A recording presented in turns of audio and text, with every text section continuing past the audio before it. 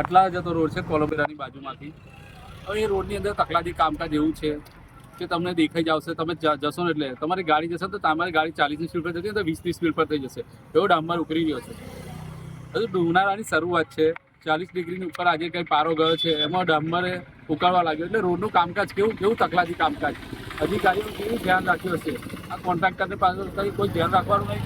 ખાલી કોન્ટ્રાક્ટરને કહી દેવાનું કે તમે કામ કરીને જતા રહો, અમે કોઈ જોવા નહીં આવીએ.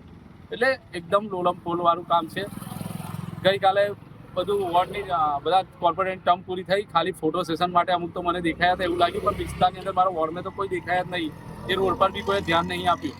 એ રોડ પર ધ્યાન આપ્યું તો આ રોડ ના બને. અમે 1000 રૂપિયાનું ઇનામ રાખ્યું હતું, ત્યારે બી કોઈ 1000 રૂપિયા લેવાને આવ્યું વોર્ડ બારની અંદર. આ 500 મીટરનો એક રોડ બનાવ્યો હતો 6 મહિના પહેલાં, એની અંદર બી આવું કામકાજ દેખવા મળી ગયું.